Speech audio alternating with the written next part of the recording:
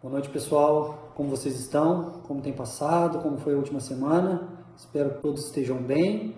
Espero que nós possamos, num futuro próximo, aí novamente estarmos compartilhando do estudo do direito de uma forma mais próxima, novamente em sala de aula, na esperança aí de que dias melhores virão e que isso tudo logo passe. Mas, enquanto isso, nós vamos dar continuidade ao estudo do direito do trabalho e hoje eu quero abordar com vocês quais são os critérios para a caracterização da relação de emprego. Desde a nossa primeira aula, eu digo uma frase para vocês, na qual eu menciono que todo emprego é trabalho, mas que nem todo trabalho é emprego. E nós vimos o porquê. Nós vimos que existem diversas formas de trabalho, na qual o direito do trabalho, especificamente a CLT, a Justiça do Trabalho, ela não vai se preocupar como trabalhador autônomo, como trabalhador estagiário, como o trabalhador eventual. Agora, o emprego é o estudo específico, o ramo, a espécie do trabalho na qual a CLT se preocupa, na qual o direito do trabalho se preocupa. Então, sempre que a gente fala em trabalho, sempre que a gente fala trabalhador, nós estamos utilizando uma expressão genérica, uma expressão ampla, né? Na qual o empregado, na qual o emprego se encaixa. Então, nós temos que o trabalho é o gênero, da qual o emprego é uma das espécies. Assim como nós temos o trabalho eventual, o trabalho avulso, o trabalho estagiário, nós temos o trabalho emprego. E hoje, o que nós vamos ver? Quais são os critérios, quais são os requisitos que faz com que o meu trabalho se transforme numa relação de emprego? Que a minha força física empenhada na realização de algo se caracterize emprego e não outra forma de trabalho, né? Sempre que nós falamos em trabalho, o que é o trabalho? É o empenho da minha força física na realização de algo. É quando eu utilizo a minha energia pessoal para poder realizar algo. Isso é o trabalho. Então, sempre que eu estou utilizando a minha força física para a realização de algo, para a concretização de algo, eu estou trabalhando, né? Agora, o que faz com que esta energia posta à disposição na realização de algo faça com que seja transformado numa relação de emprego para que o direito do trabalho se preocupe, né? E isso nós encontramos lá no artigo 3º da CLT. Né? O artigo 3º da CLT, ele menciona exatamente o seguinte: considera-se empregado toda pessoa física que prestar serviços de natureza não eventual a empregador sob a dependência deste, mediante salário. Então, quando nós fazemos a leitura do artigo 3º da CLT, nós encontramos o conceito de empregado, que é um dos polos da relação de emprego, empregador e empregado. Então, no artigo 3º eu tenho o conceito de empregado e automaticamente eu tenho também quais são os critérios para que aquela energia pessoal na realização de algo seja transformada no emprego. O que nós temos? Vou fazer a leitura novamente para vocês. Considera-se empregado toda pessoa física que prestar serviços de natureza não eventual a empregador sob a dependência deste mediante salário. Então nós podemos encontrar alguns requisitos dentro do artigo 3º, algumas características que faz com que o meu trabalho seja transformado em relação de emprego: a pessoalidade, a subordinação, a não eventualidade e a onerosidade. São os 4 requisitos que nós encontramos. Mas veja que quando o artigo 3º inicia o seu texto, ele diz: considera-se empregado toda pessoa física que prestar serviços de natureza não eventual ao empregador mediante salário. O que significa dizer que na relação de emprego, a parte que presta o serviço, ela necessariamente será uma pessoa física. Não pode ser uma pessoa jurídica, não pode ser um animal. Então, não existe relação de emprego na qual a pessoa que presta o serviço seja uma pessoa jurídica. O nosso empregado, ele será necessariamente uma pessoa física. E a continuidade do dispositivo nos mostra uma primeira característica, além de ser pessoa física, que é a característica da pessoalidade. Então vejam, primeiro, eu preciso que seja uma pessoa física. Segundo, eu preciso da pessoalidade. O que é isso? Pessoalidade significa dizer que o contrato de trabalho ele é intuito personae. Ele é um contrato celebrado com aquela determinada pessoa. Eu não posso me fazer, eu, empregado, não posso me fazer substituir. O contrato celebrado comigo, por mim, deverá ser prestado. Significa que eu tenho que levantar todos os dias e ir para a fábrica produzir determinado produto. Se num determinado dia eu não acordei bem, eu não posso chegar para minha esposa e falar, olha, vai lá e me substitua no meu emprego. Porque isso não é possível numa relação de emprego. Talvez seja possível em outras formas de trabalho, mas não na relação de emprego. Então fica excluída qualquer espécie de delegação do meu trabalho enquanto empregado a uma terceira pessoa. Tudo bem? Só uma observação que eu quero fazer com vocês com relação à característica anterior da pessoa física. A pessoa física necessariamente o empregado, tudo bem? Agora, a outra parte da relação de emprego, o empregador, o patrão, ele pode ser tanto uma pessoa física, uma pessoa jurídica, isso a gente vai ver nas próximas aulas, mas vocês vão ver que o empregado, o funcionário, o trabalhador deve ser pessoa física, obrigatoriamente para que seja empregado. Professor, mas eu conheço uma pessoa que teve que abrir uma empresa para poder trabalhar para uma outra pessoa. É trabalho, mas não é emprego. Se não é emprego, nós não temos a proteção da CLT, tudo bem? Agora, o patrão, ele pode ser tanto uma pessoa física, um patrão doméstico, por exemplo, né? Eu sou o dono da minha casa e eu contrato uma empregada doméstica. Eu não preciso abrir uma empresa para poder contratar essa empregada doméstica. Assim como eu posso ser também uma pessoa jurídica. Eu tenho uma empresa e dentro dessa empresa eu preciso contratar funcionários. Não sou eu, Guilherme, que estou contratando, mas sim a empresa Guilherme e associados, enfim, uma pessoa jurídica e não necessariamente a pessoa física. Mas isso em se tratando do empregador. O empregado, necessariamente, pessoa física. Tudo bem? Então vimos pessoa física e a pessoalidade. Um segundo requisito que eu quero tratar com vocês, eu não estou seguindo necessariamente a ordem do artigo 3º, tá? Aí depois nós fazemos a leitura novamente e a gente vai ver que a gente conseguiu completar todo o artigo 3º pelas características que eu estou passando aqui para vocês. Então, a próxima característica que eu quero mencionar para vocês é a característica da não eventualidade.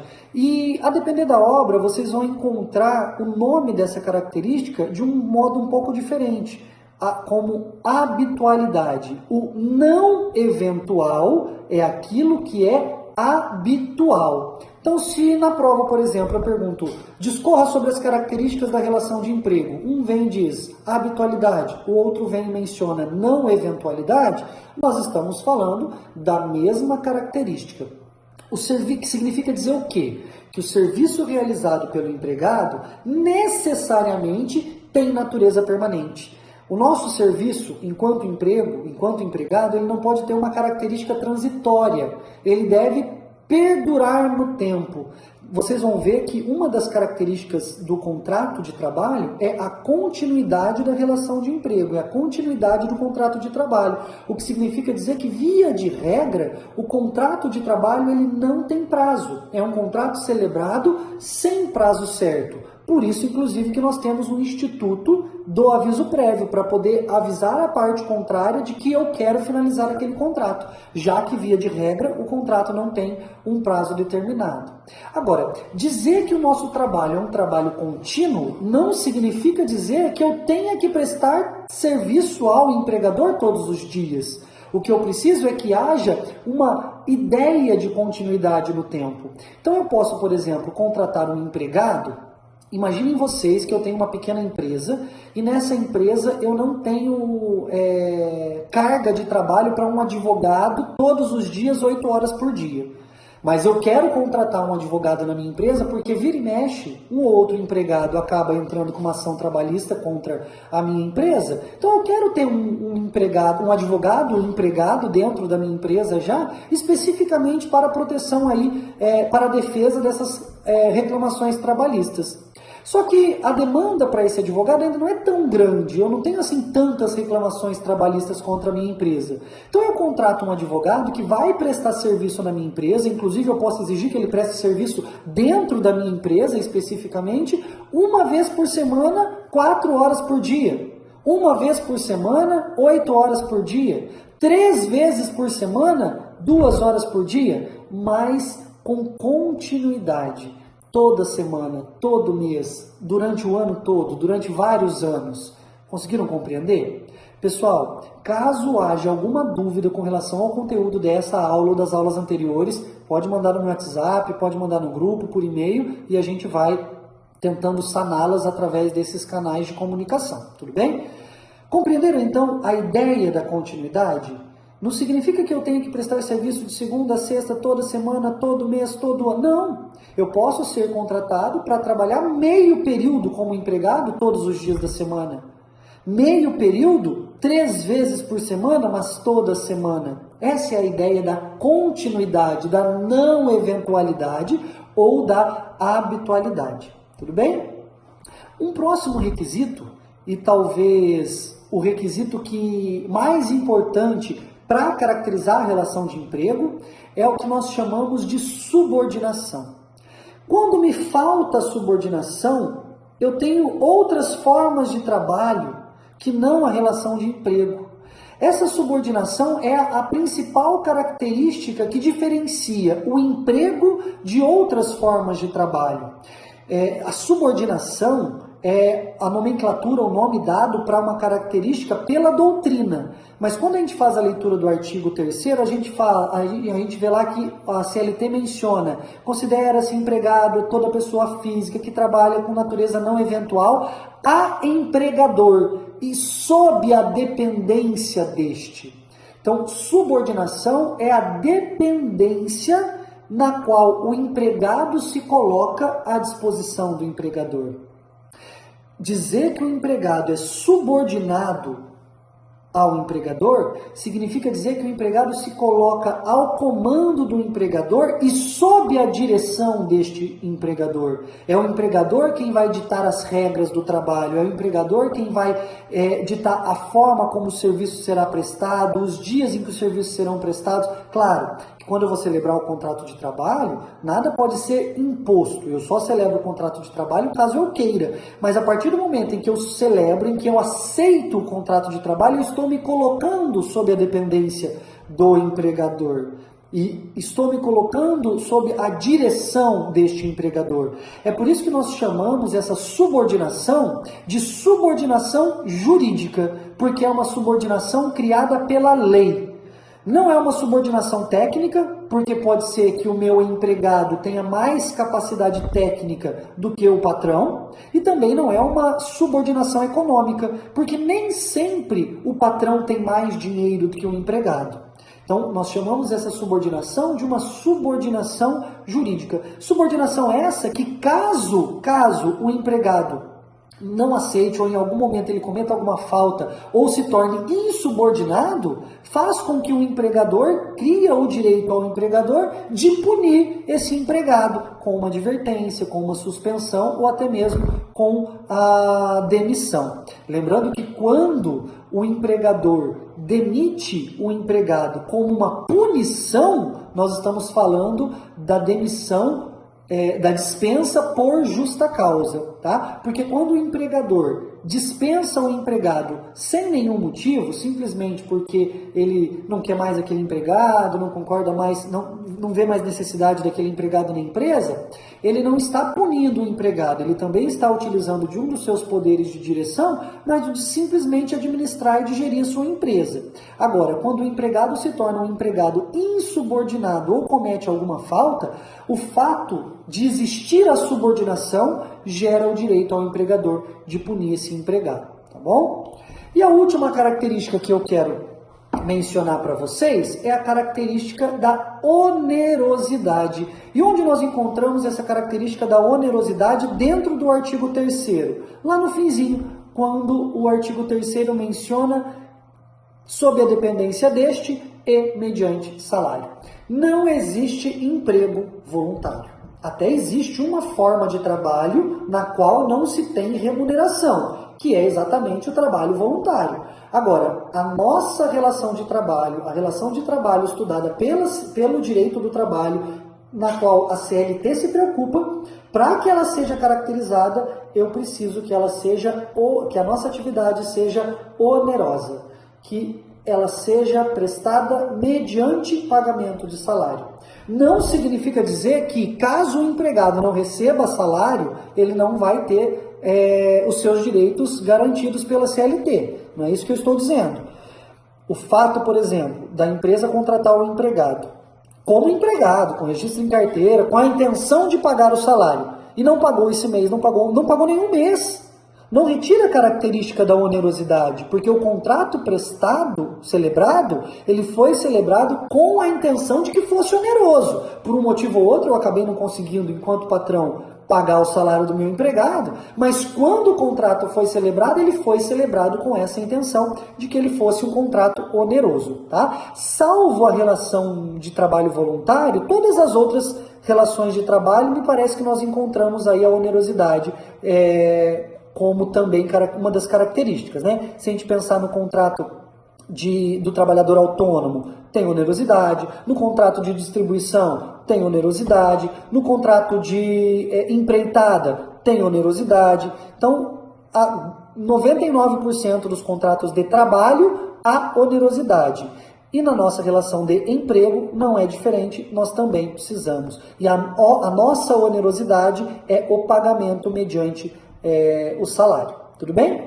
Pessoal, essas são as características que fazem com que o nosso contrato de trabalho seja transformado num contrato de emprego. Então nós temos pessoa física, pessoalidade, não eventualidade ou habitualidade, subordinação e onerosidade. Tá? Então nós temos pessoalidade, onerosidade, subordinação e não eventualidade. Se nós formos... professor, como que eu faço para decorar isso? Existe um mnemônico, acho que é isso que chama, não me recordo agora, mas acho que é isso, que nós encontramos em algumas doutrinas ou em alguns cursos aí para a OAB, o SHOP com S, né? S-H-O-P. Quais são as características para a caracterização da relação de emprego? Quais são os critérios para a caracterização da relação de emprego? SHOP com S. S, subordinação. H, habitualidade ou não eventualidade. O, onerosidade. E P, pessoalidade. SHOP com S. Certo, pessoal? Eu vou encerrar esse vídeo para que ele não fique muito pesado, para que eu possa subir aí no YouTube. E no próximo vídeo, nós vamos tratar um pouquinho sobre algumas outras relações de trabalho que não são relações de emprego. Eu quero que vocês consigam visualizar, a partir do estudo de outras formas de trabalho, qual o requisito, qual a característica que falta nessa forma de trabalho para que ela não seja considerada emprego e sim essa outra forma de trabalho. Tudo bem? Então, muito obrigado, pessoal, e até o próximo.